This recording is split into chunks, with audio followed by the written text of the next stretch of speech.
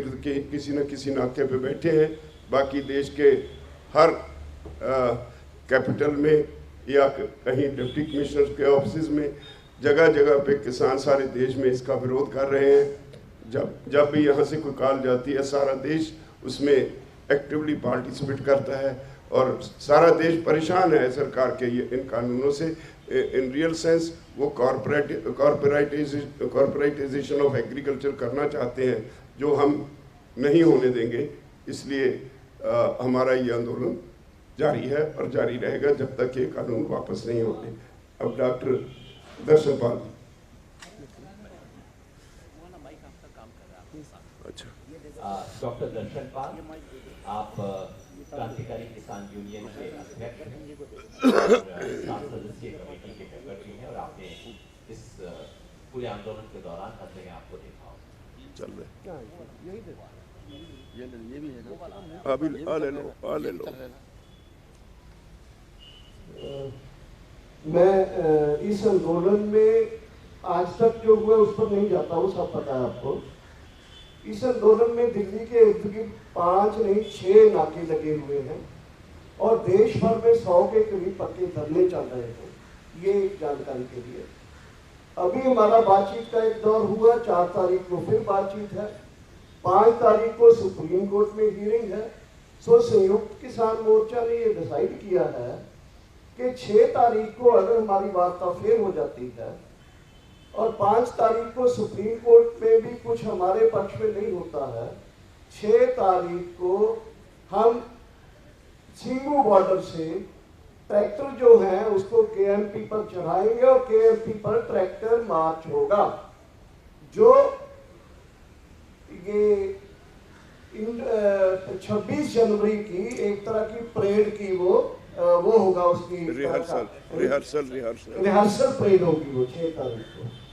इसके बाद 6 तारीख के बाद हम डिसाइड करेंगे कि हमारा जयपुर वाला जो नाका है, वो जयपुर के इंचार्ज भी बैठे हैं यहाँ, 2 या 3 दिन के भीतर ही हम उस नाके को जो शाहजहांपुर है वो लोकल कमेटी डिसाइड करेगी। संयुक्त किसान मोर्चा उस पर स्टैंप लगाएगा और उस मोर्चे को भी हम आगे लाएंगे। उसकी डेट हम अपनी मीटिंग में डिसाइड करके उसका अनाउंसमेंट करेंगे। और 6 से लेकर 20 तक एक पूरा पखवाड़ा देश में हम कॉल दे रहे हैं कि उस कॉल के अनुसार पूरे देश में किसानों के इस आंदोलन के पक्ष में बीजेपी सरकार के ऊपर दबाव डालने के लिए बड़ी बड़ी रैलियां, बड़े बड़े प्रोटेस्ट प्रोग्राम और पक्के धरने, जो भी तरह के लोग वहां के अलग अलग प्रांतों के करेंगे, उसको एक हमने यहाँ से सेंट्रल कॉल दिया है कि पूरे 15 दिन जो है वो भंडाफोड़ अभियान, जन जागरण अभियान किसानों के पक्ष में, पूरे देश में वो किसानों के पक्ष में एक 15 दिन का पूरा एक मूवमेंट चलेगा। इसके साथ ही 23 तारीख को सुभाष चंद्र बोस जी का जन्मदिन है, 23 जनवरी को। तो हमने फैसला किया है कि 23 जनवरी को पूरे देश में हमने कॉल दिया है लोगों को कि बड़े बड़े प्रोग्राम करके गवर्नर हाउसेज जो हैं, गवर्नर हाउसेज की तरफ मार्च करो, क्योंकि सेंट्रल गवर्नमेंट के जो सिंबल हैं, आइकन हैं, रिप्रेजेंटेटिव्स हैं, वो प्रांतों में गवर्नर्स हैं। और इसके साथ ही हमने तय किया है कि 26 जनवरी इस बार का जो गणतंत्र दिवस है, पूरे देश में किसान अपनी अगुवाई के तले उस गणतंत्र दिवस को अपने ट्रैक्टर और व्हीकल परेड करके उसको मनाएंगे।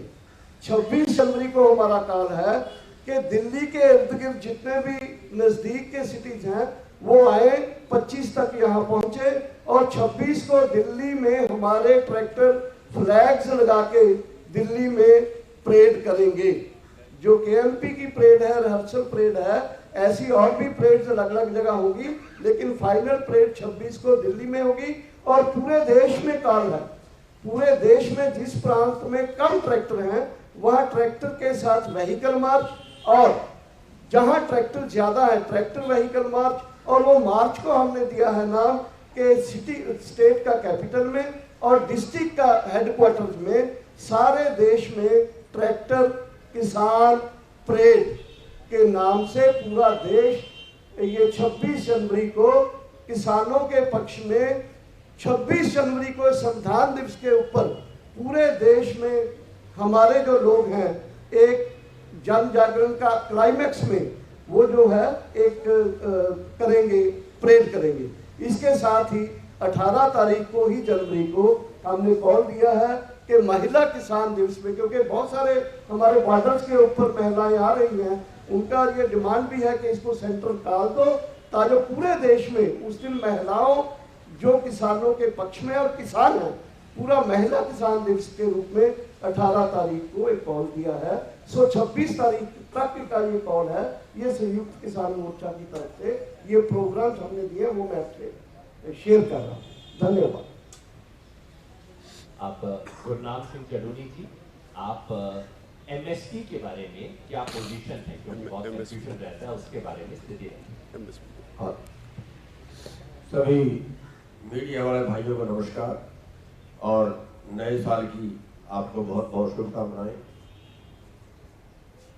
आज जो प्रेस कॉन्फ्रेंस कर रहे हैं उसका एक मकसद ये भी है कि सरकार जो भ्रम फैला रही है उस भ्रम को दूर करना, ताकि किसान का पक्ष पूरे देश में आपके माध्यम से बहुत अच्छे तरीके से जाए। सरकार बार बार बयान दे रही है कि किसानों ने अड़ियल रवैया अपनाया हुआ है, हम तो इनको बहुत कुछ देने के लिए तैयार है, एमएसपी तो हम देंगे ही, ये तो हम लिख के देने के लिए भी तैयार है। और लोगों को ऐसा लगता है कि शायद अब तो किसान ही गलती करें। लेकिन आपको बता दें कि हमने 8 तारीख की मीटिंग में अमित शाह जी के आगे सवाल किया था कि क्या आप एमएसपी पर जो आप एमएसपी 23 फसलों का तय करते हैं, क्या आप उन 23 फसलों को खरीदने के लिए तैयार हो सारे देश से जितनी पैदा होती हैं? उनका जवाब था नहीं। और अब जो हमारी मीटिंग हुई थी उसमें फिर हमने ये सवाल उठाया था कि क्या आप 23 की 23 फसलें एमएसपी पे खरीदने के लिए तैयार हो? तो उनका जवाब था कि नहीं, इस पे तो बहुत सोचना पड़ेगा। तो फिर आप देश को क्यों गुमराह कर रहे हो जब आप खरीद नहीं सकते? जब आपका खरीदने का कोई इरादा नहीं है तो फिर आप देश को क्यों गुमराह कर रहे हो कि हम तो एमएसपी तो हमने तोड़ा ही नहीं, एमएसपी तो हम देंगे।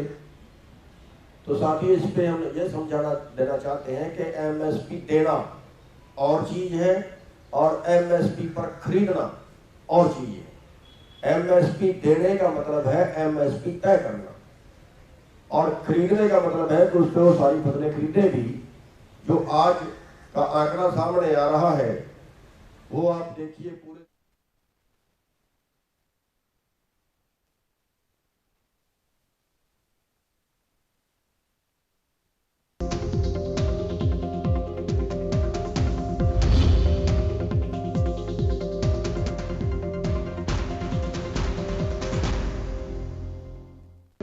दुर्लभ जड़ी बूटियों से तैयार एग्रोसिव का बातूनी सिरप है ना। बातूनी सिरप बोलने में तो मदद करे ही, बच्चे को दिमाग से भी बनाए चुस्त।